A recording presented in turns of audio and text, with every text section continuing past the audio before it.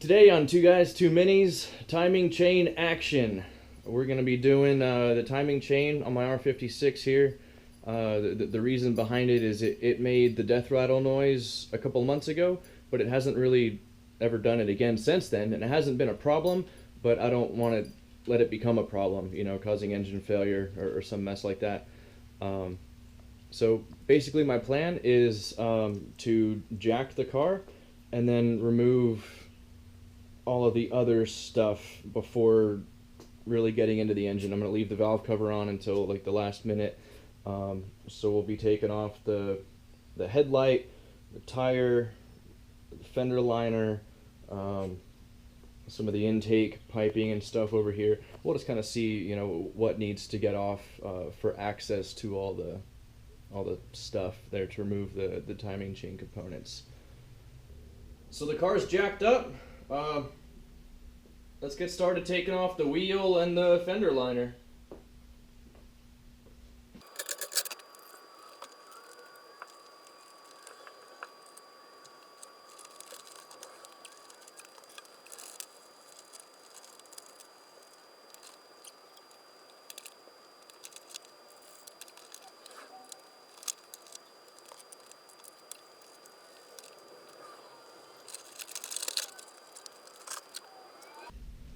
Alright, so that was 10 fasteners. 2 of them, you'll need a 10mm socket. There's a bunch of these number 2 Phillips. I'm not sure what these are called. On airplanes we call them scrivets. But they just, it comes out, this piece unscrews, lets these little fingers contract in there, and you can pull it out. And just one of them, just a flat, pop it out with a screwdriver on these sides, and it comes out like that.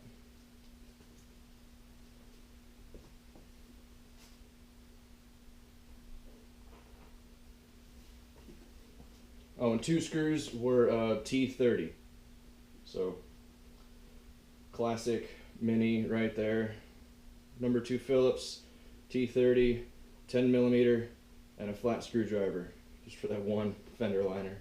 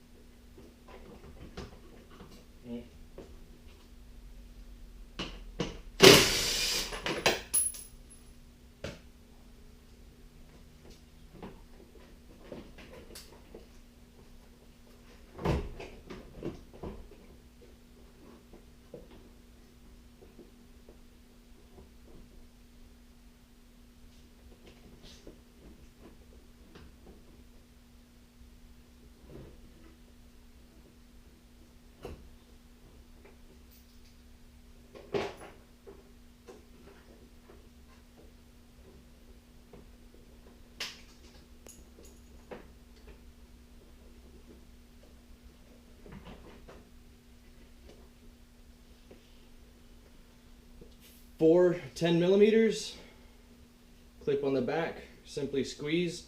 Then if your car has them, there's a U-shaped clip that comes off, and then pull off the washer hose.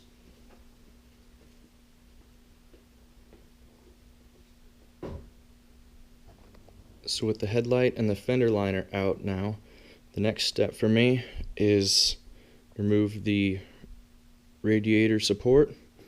So there's going to be more of these number 2 Phillips scrivet kind of guys. Couple of 10 mils, some bolts over there. We're just going to take this whole thing out for better access to the motor mount, and we'll take this cold side intake ducting out So that's the next step.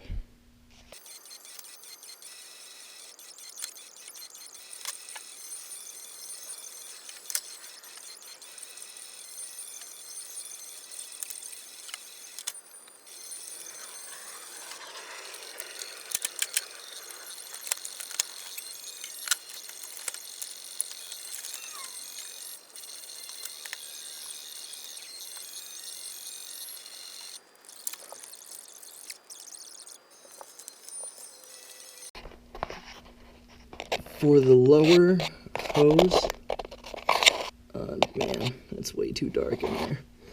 Anyway, it's a 7mm, and I tried to get it from the top, and it just wasn't really working out. So I got a 1/4" swivel extension. I'm gonna go in here from behind the serpentine belt. We're gonna get to it that way.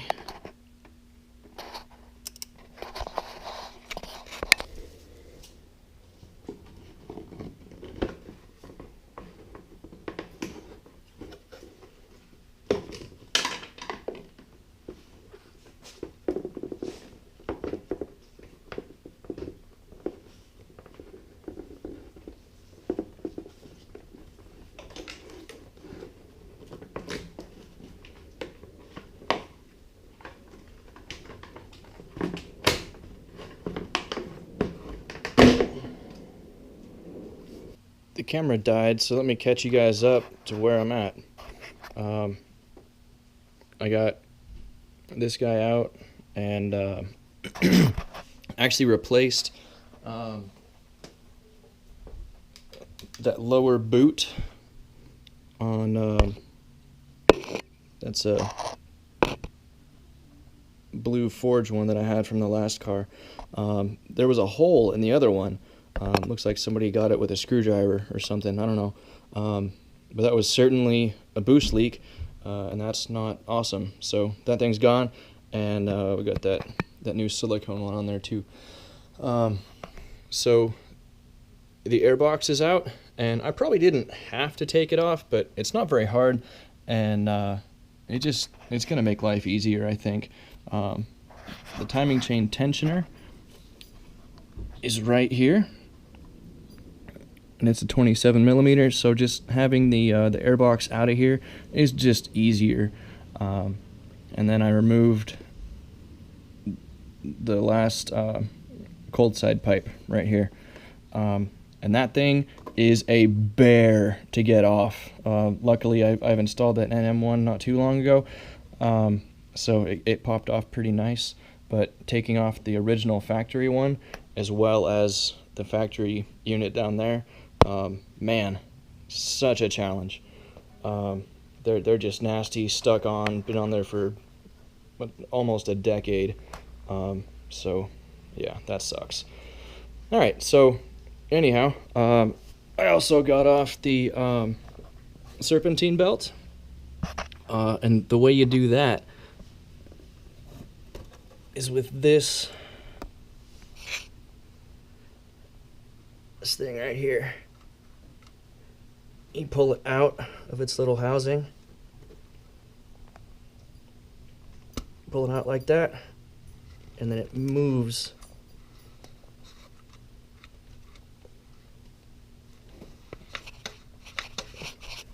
this out of the way so you can get the serpentine belt off of the crank pulley. And I'm gonna replace it because it looks like junk. It's really, yeah, it's all cracked and old. I mean, who knows how, so I've got a new one sitting over there. So the next step is taking off the motor bracket here.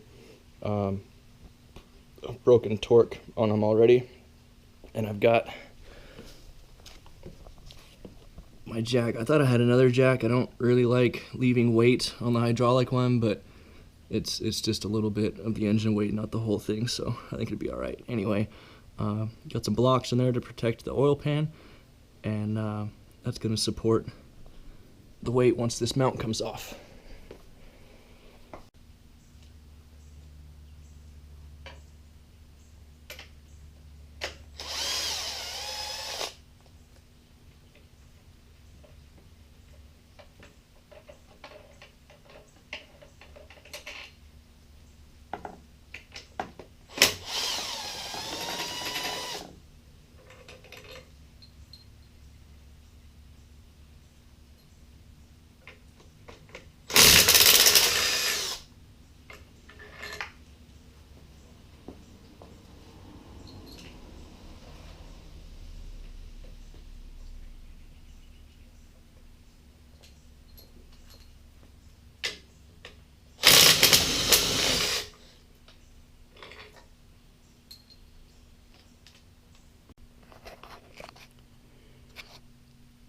engine mount brackets are out. They're sitting over here on the floor. So these are the two pieces that you can see initially, and these are all 14mm bolts. This is an 18 and this is a 16. So it gets a little bit weird when you get to this last bracket on the engine. These are E12s, so they're kind of strange. It's an external Torx, and I've broken torque on them. The next thing I'm going to do after this bracket's out is right down there is that weird little deal with the serpentine belt drive, that weird little thing that you pull to get it out of the way. I'm going to take that out because it blocks access to the, let's call it left guide rail bolt. So that's going to have to come out after this bracket here.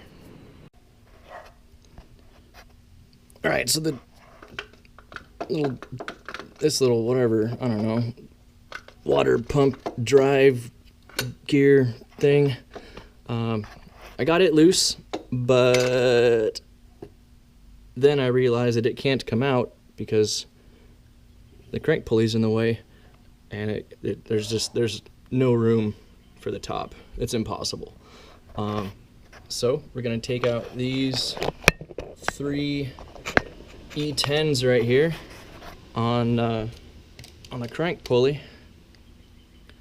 See if we can get that guy to come off.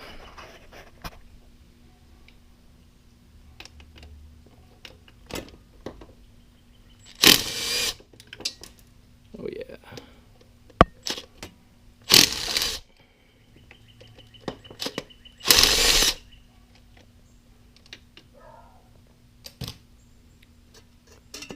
Piece cake.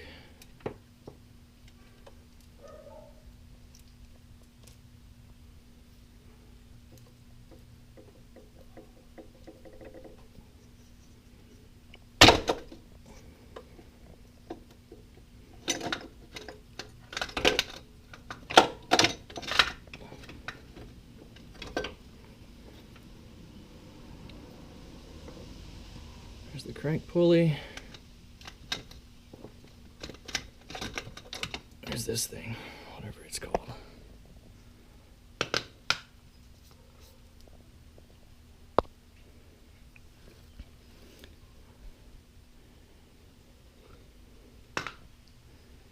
Okay. So there's the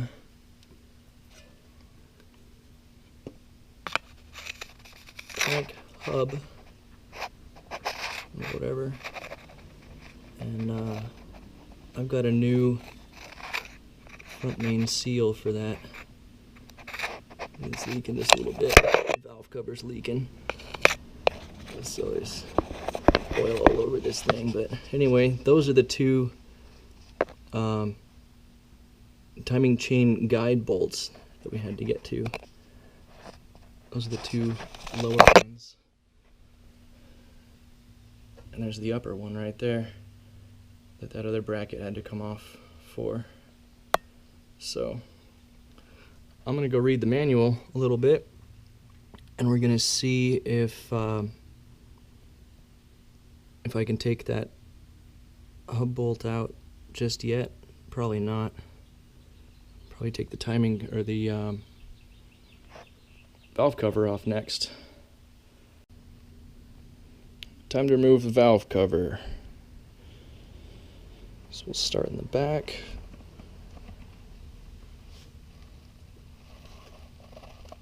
A little squeeze.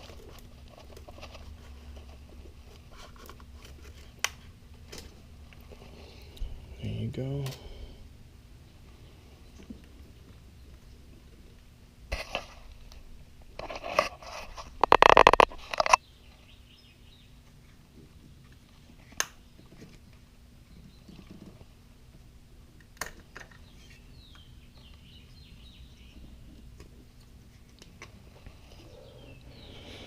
I'm going to take off the whole intake tube, just to, when these wires all come across, I think it's going to make it easier. This thing is always a pain in the butt.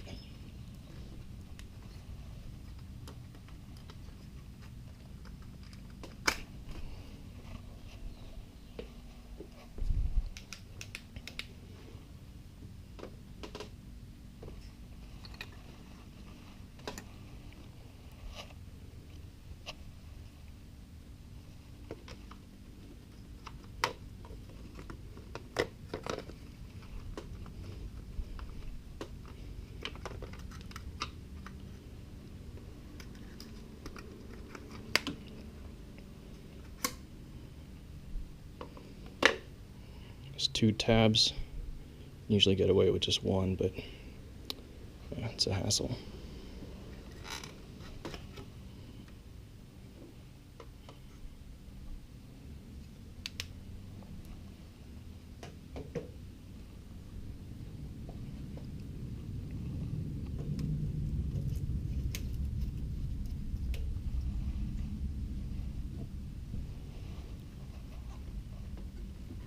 Vacuum tube.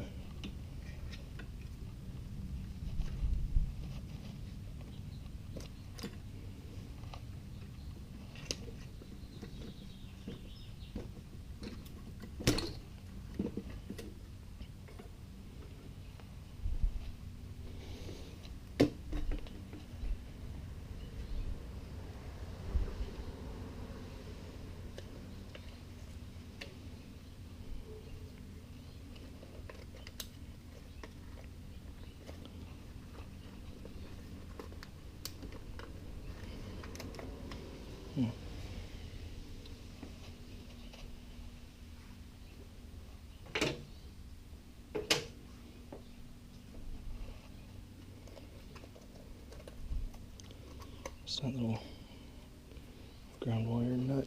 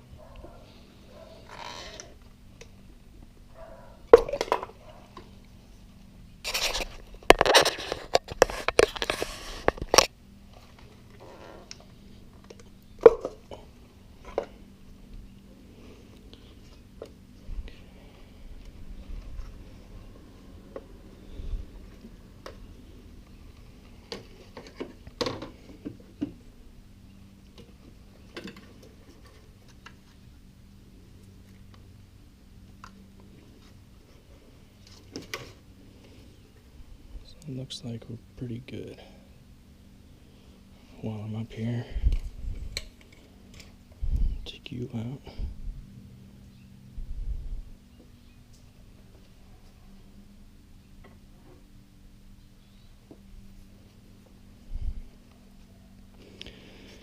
There's a sequence for these bolts going back on, but I'm going to take them off just by the seat of my pants.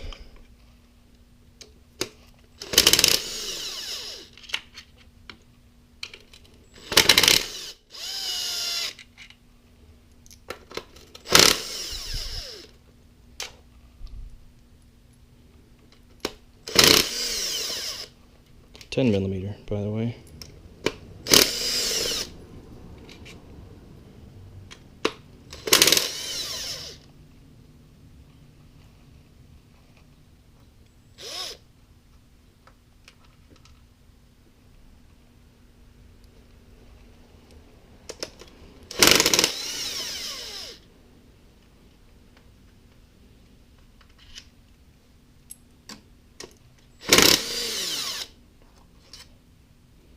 There's a long one.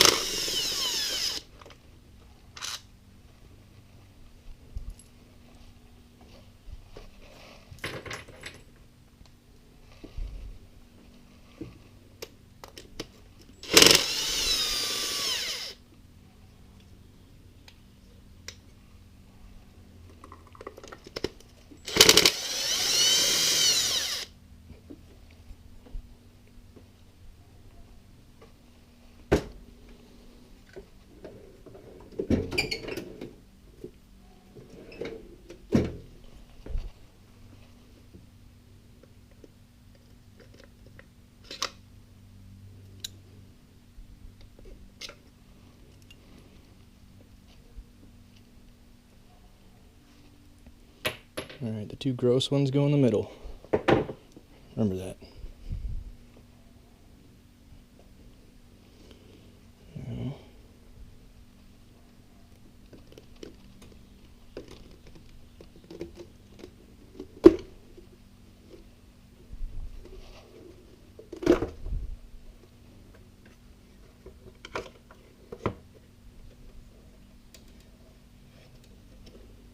Okay. Cool. So, some of the gasket came with it, but that's okay, because I got a kit to replace all that crap, because as you could tell, it was leaking pretty good. Some of these kind of came out.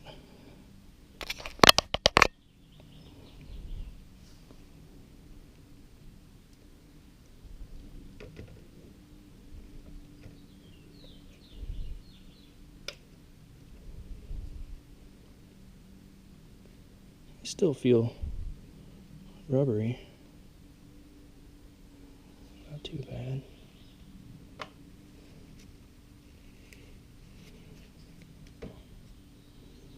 This one here. Pretty sure that's one of the check valves for the PCV.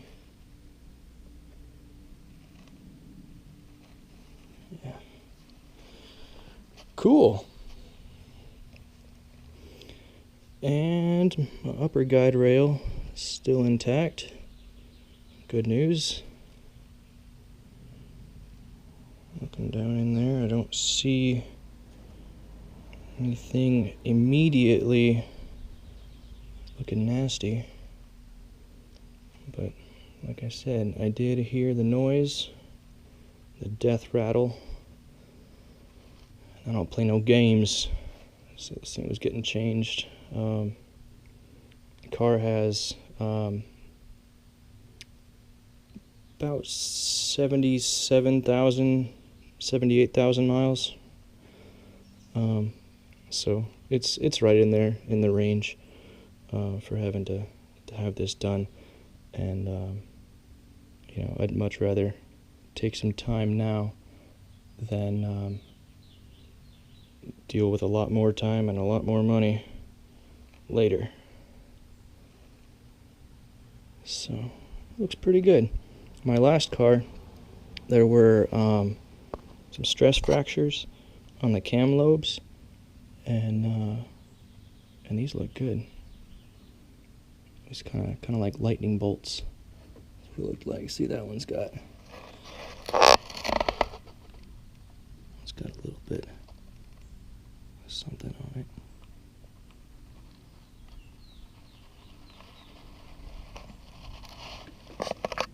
But overall, I definitely think it's pretty good. So this is the drive for your high pressure fuel pump. This is the drive for your vacuum pump. And these flats right here, not the lobe, but these flats right next to it, that's where we're going to put a 27mm opening wrench and hold the cam. When these bolts get reinstalled, well, not these bolts, but the replacement new bolts get reinstalled. And those flats are also where the camshaft locking tool will go. So I think at this point it's time to take out the cam bolt or the tensioner or something. Let's find out what the next step is. Alright, so with the valve cover off, the next step is to put the camshaft locking tool on. And to do that, I gotta turn the motor over with the 18mm crank bolt. But that was really hard, and so I decided I'm gonna take out the spark plugs to make that a little bit easier. I've already broken torque, so I'm not breaking torque with an impact driver. Before you guys send me all kinds of hate mail. Very smart to mention that. Oh yeah, Floyd's here now. Say hi, Floyd. Hi, Floyd.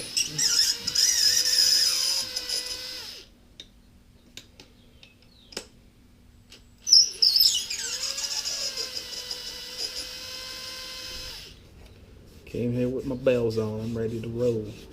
Until it's time to get something to eat, then I got to peace out and then come back. These take a special socket, by the way, if no one's ever done this. It's a 14mm 12-point thin-walled socket, and I bought this at the store and then took it to a belt sander and shaved it down. Or you can buy them on various places on the internet. Bought mine from eBay for $3. Works well.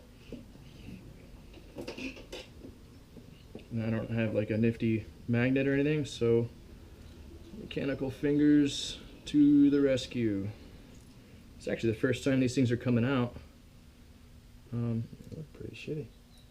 Are those the original plugs? Who knows, probably. You got some more plugs to put in? No, just those cold range ones that aren't really appropriate for this engine. Well, they got, I mean, it's darker, but it's a nice golden brown. Wow. It looks like it's not running rich or lean, which I guess is, thanks, fuel injection. What brand? NGK? Yeah, NGK. Can't remember. I think those might be the factory plugs, huh? They probably are. Because the NGKs that I bought, the cold range plugs, were 6-point, not these super weird 12-point.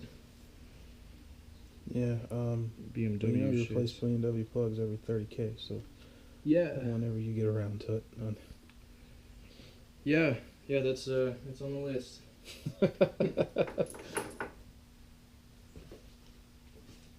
Got some rounds or something with stuff in your cylinders, maybe use your tape there and go straight across. No, I'm not worried about it. You're a better man than me.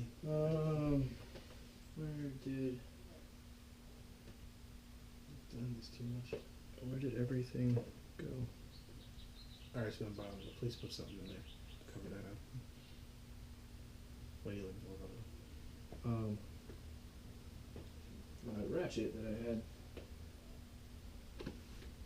What the hell? Kept track of everything.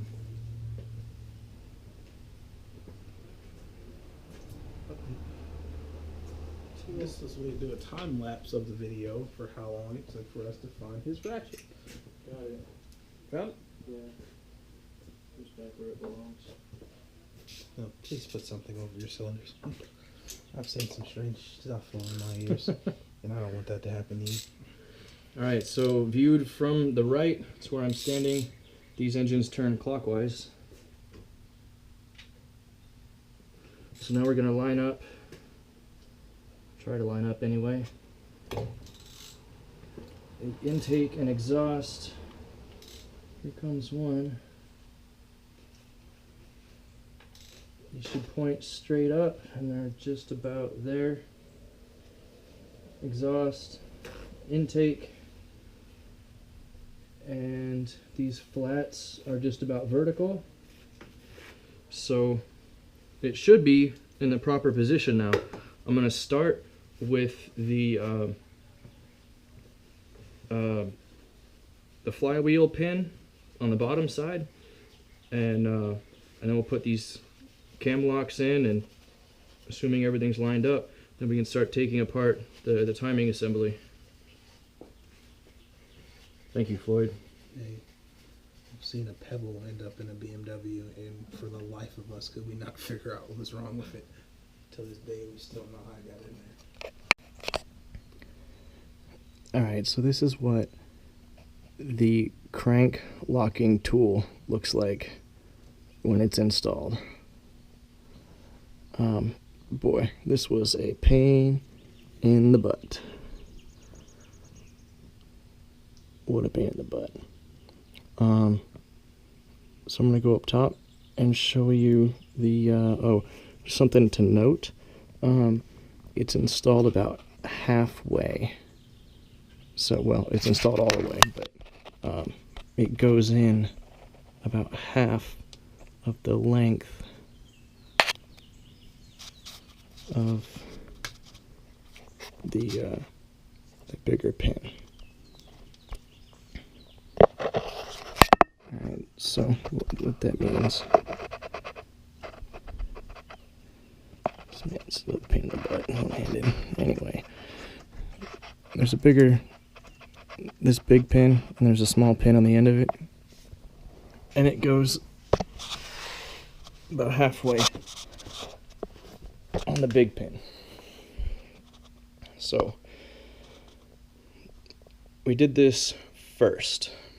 We put on the cam locking tool, and it came, I got it from eBay or Amazon, I don't know. Came with these 3 bolts right there, and put the exhaust side on first, and then the intake side, and then this little center bit. So this was a really big challenge. I've never done it before, and I watched some videos previously. It was a really good one by Mini Adventure, and I stole his idea, and I used these kebab sticks. So let me just run you through all the issues that we had. We tried to put the pin in the crank first, and it just wasn't lining up. We had these good intake and exhaust marks lined up. They were straight up like they should be.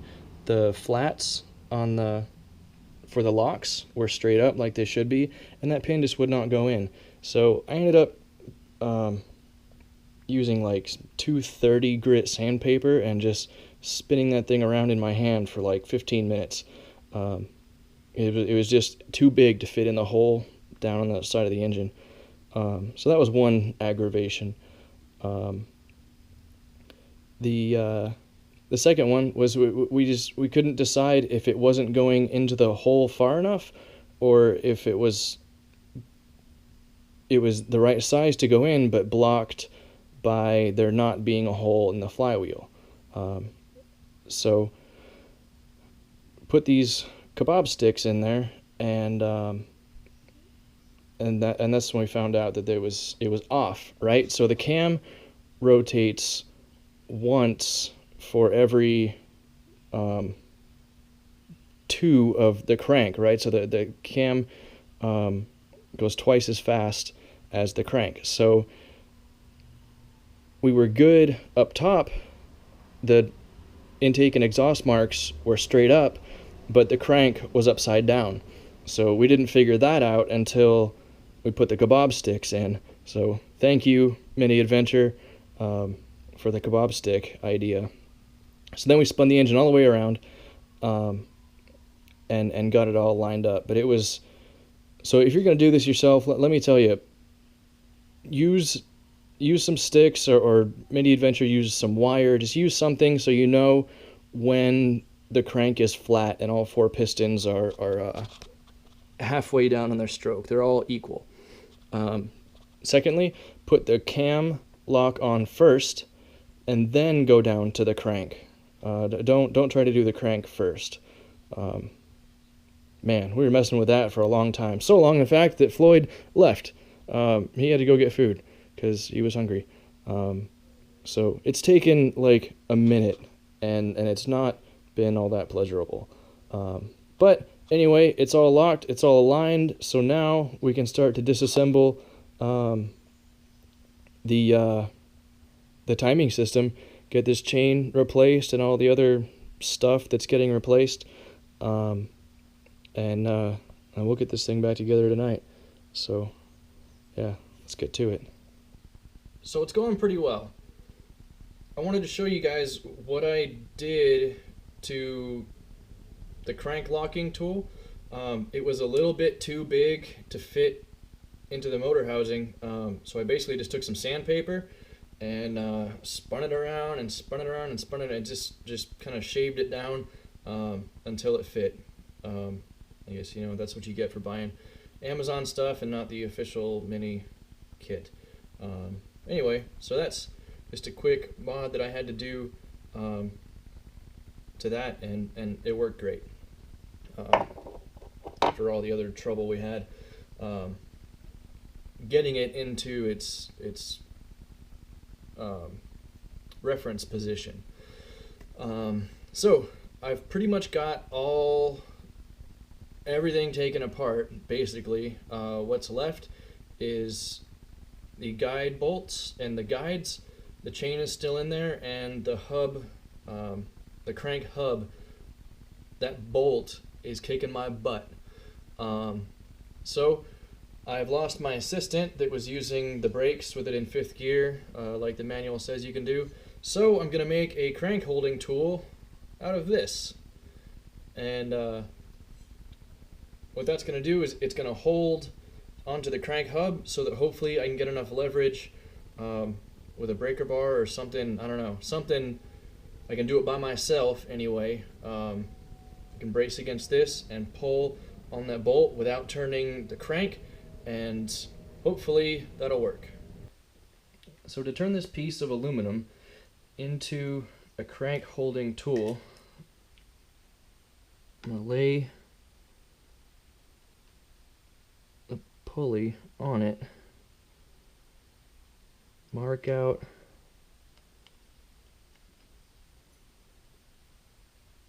where I need to drill with this center section. So I don't care if this is the most precise tool in the universe. I just need it to hold on to the crank so that I can get a good turn on it without it turning, because the rest of the timing stuff has been removed. And alright, so now to start my drill bit out, I'm going to take a center punch and just kind of guess as to what the middle of that thing is.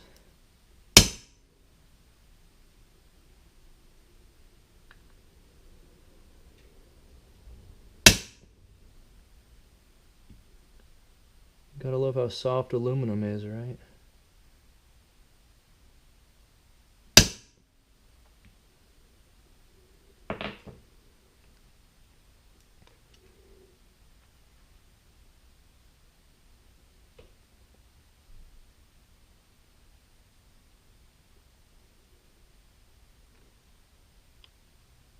That should do the trick. Alright, now, because I don't have any like really super awesome tools, what I'm going to do to make this big circle is I'm going to drill, make a bunch of holes around it, and then I've got a drill bit that's kind of like I'm going to use it like a rotary file. I'm going to drill all around here and then take and try to make that a bigger hole.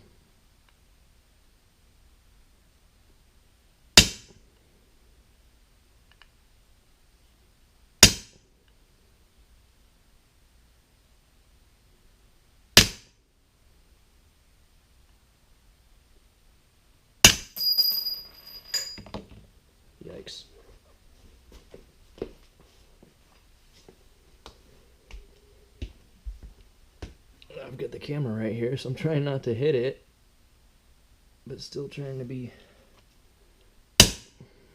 hard on this.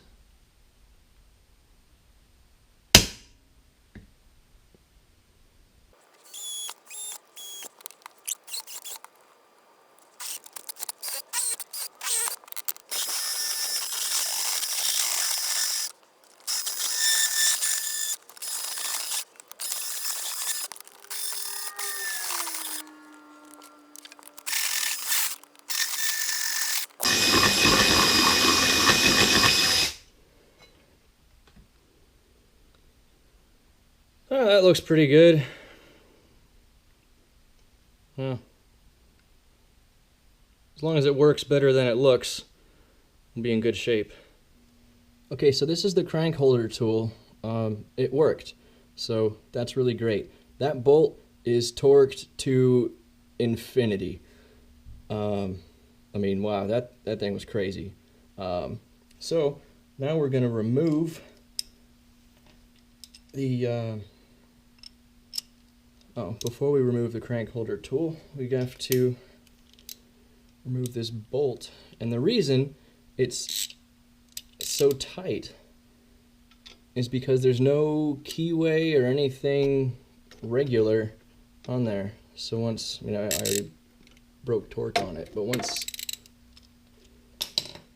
you break torque on that that crank hub bolt, it's just free. That's it. There's no keyway or anything. It's just tension holding it on. So I will take this little makeshift tool off of there.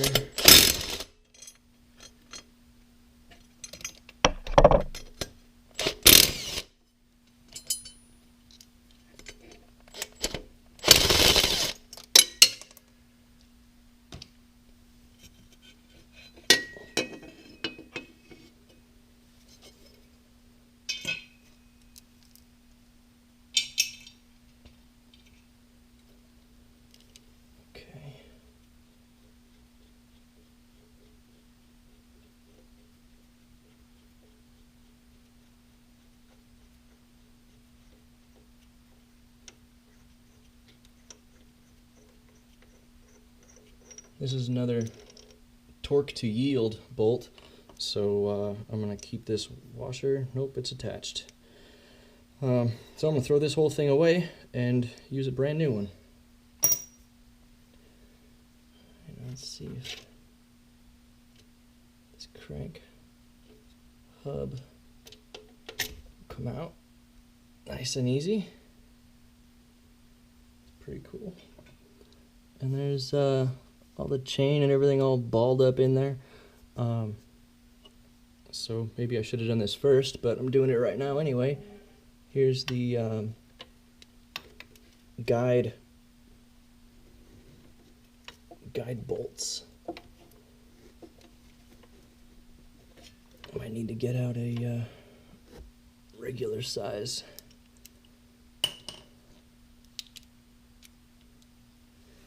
You know what? And use this extension too.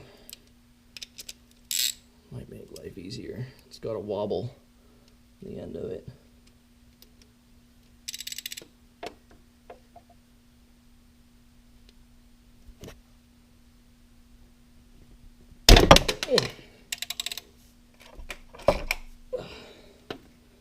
Oh, did not expect that to be quite so tight.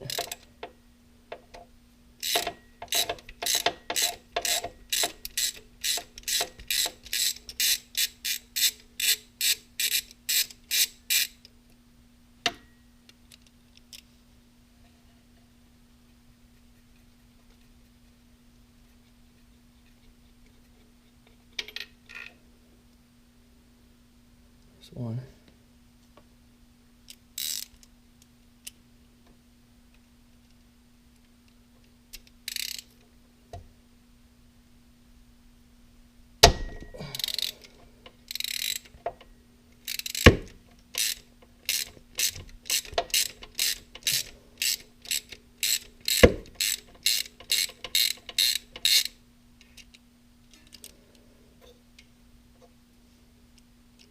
These are T45s, by the way.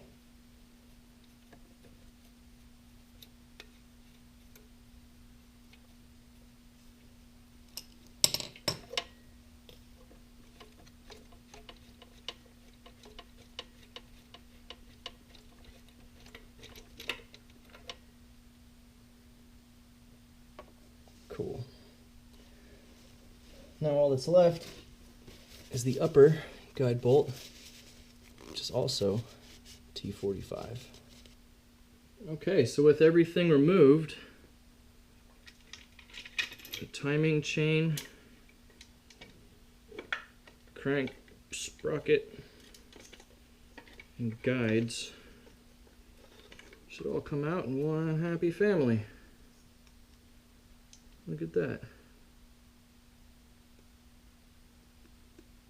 So,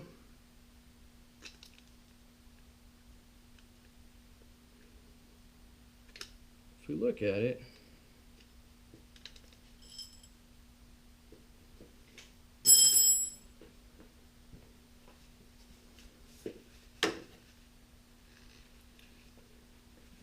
there is just a little bit of damage. This little piece right here is broken. But otherwise, you know what? I'm gonna have to get the new one. I think there's a piece that comes out right here.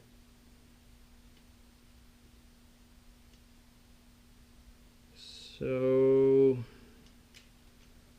that's less than ideal. I was hoping I wouldn't have to drop the oil pan, but might have to.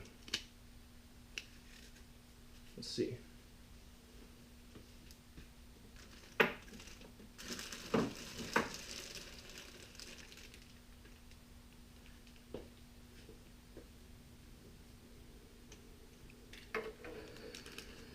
Yep.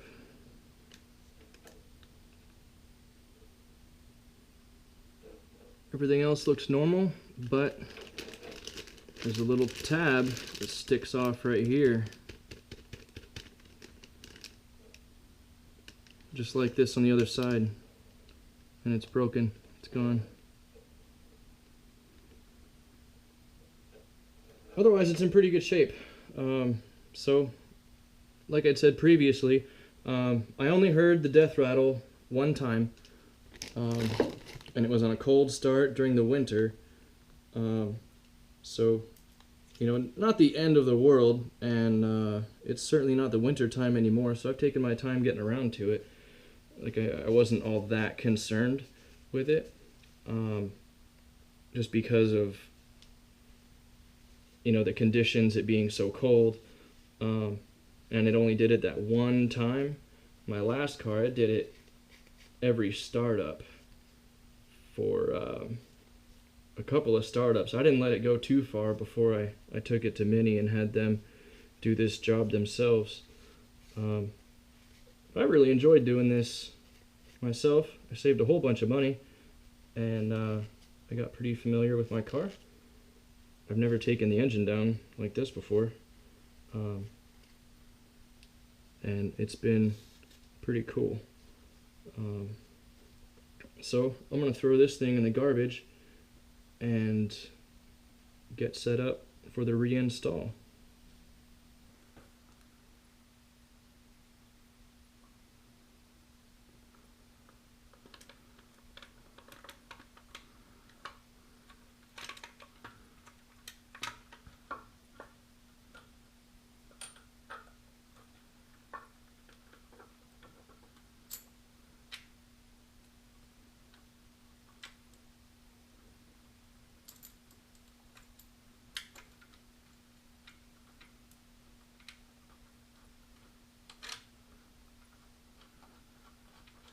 Look at that. Dropped right in.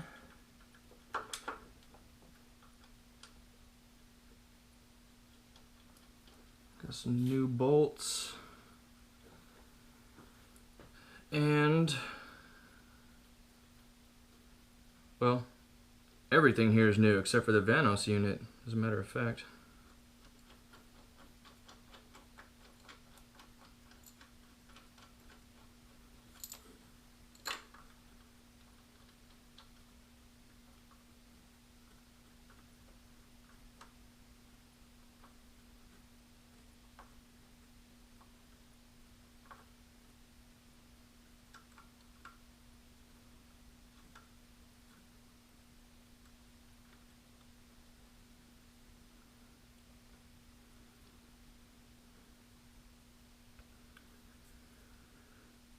Alright, let's go do the crank.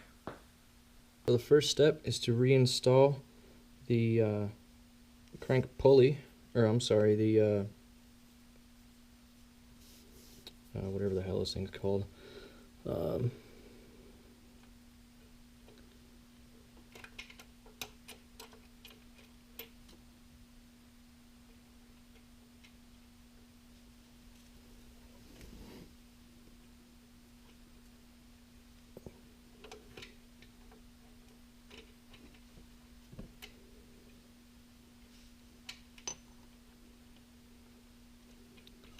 You should just go right in.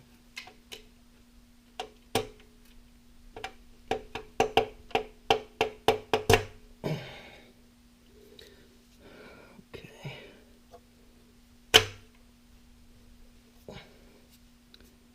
Seat it all the way. So this is a brand new bolt, and it's going to get torqued to, I think, 47 foot-pounds, and then an additional 100 degrees. So we're going to tighten him up just a tiny bit because that locking pin is still installed. I don't want to damage it or the flywheel in any way. And that's the purpose of the crank holding tool that I so cleverly designed, engineered, and fabricated. So I'm going to put that thing on. 37 foot-pounds. Here we go.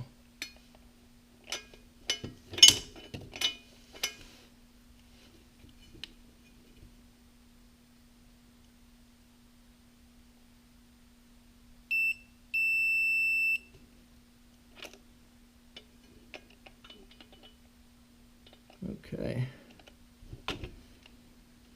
Ooh, and now the brutality of 100 degrees beyond. All right, sorry to cut you off, but that was too hard to try to torque all that nonsense and film it, and there's just no space down there and all that. So anyway. The crank hub is on now. All three of the chain guide bolts are in, and they're all torqued to 22 foot-pounds. Putting these guys on right now, and they're torqued to 15 foot-pounds.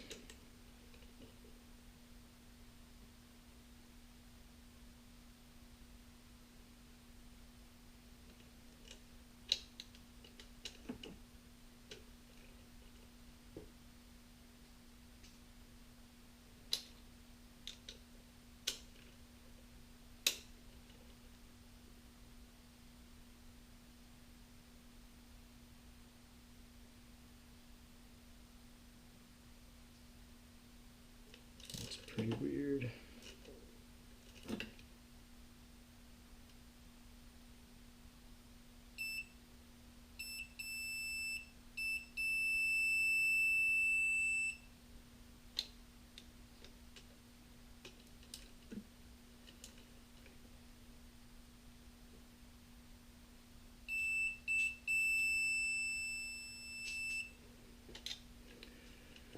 Okay, so now that that's all on, I'm taking these locks off, taking out the crank pin, and I'm going to turn the crank over 4 times and then put the locks back on to make sure that it's still in time.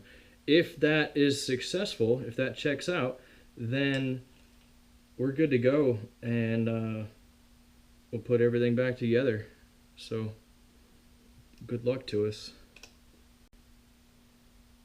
All right, locking devices out. We're going for 4 revolutions of the crankshaft.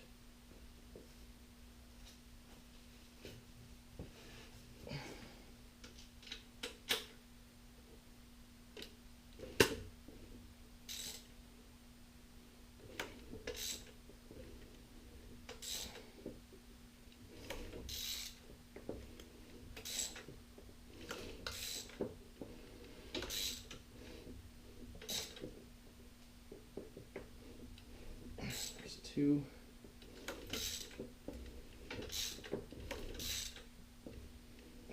3.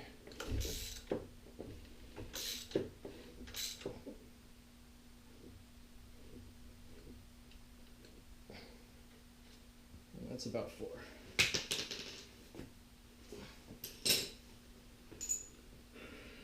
So put our locks on. Oh, well, while you guys were gone, I put in the timing chain tensioner.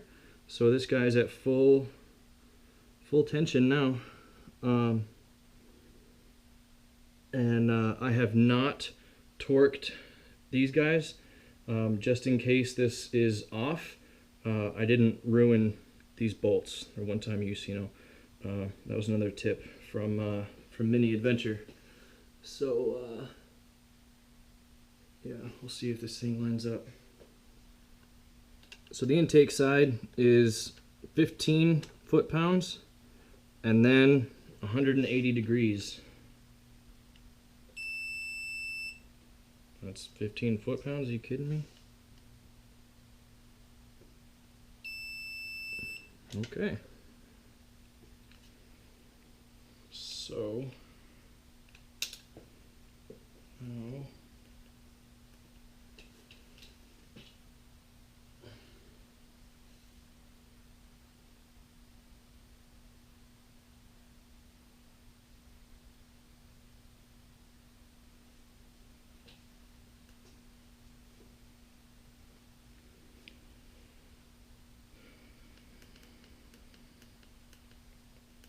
$180 degrees.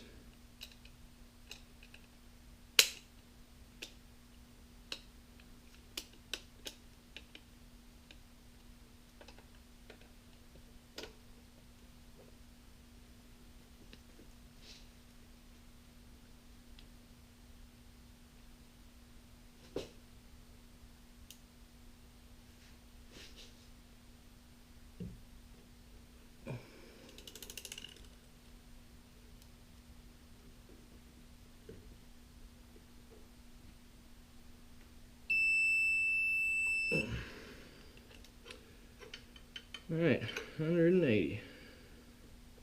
All right, the exhaust cam is also 15 foot-pounds, and then just 90 degrees. Okay.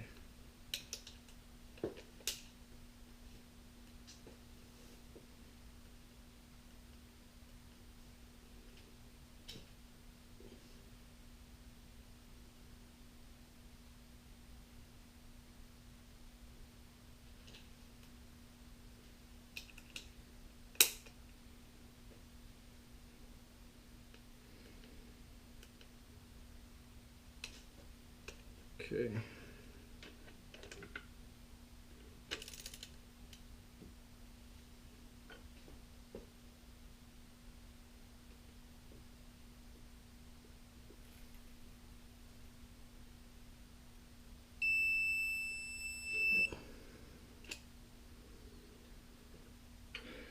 $90. All right. Take off the lock assemblies again.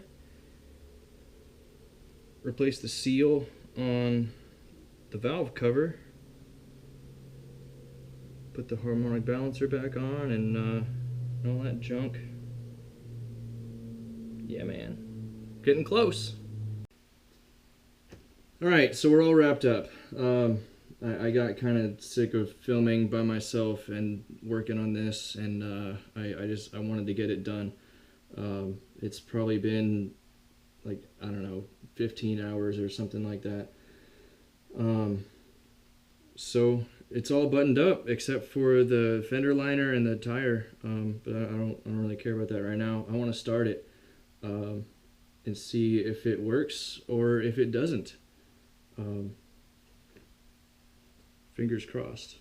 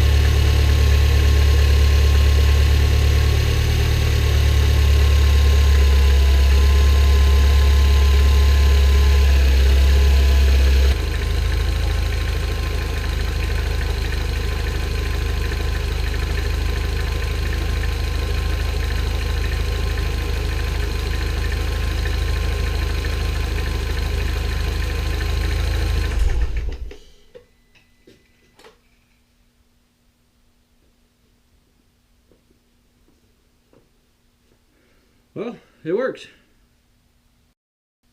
Alright guys, thanks for watching the timing chain replacement video.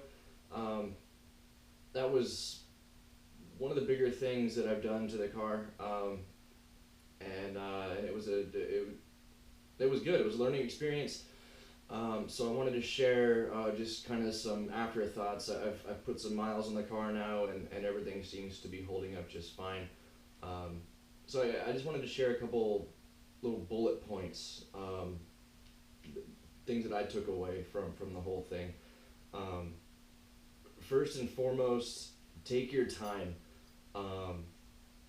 It really did take me 15, maybe 16 hours when all's said and done.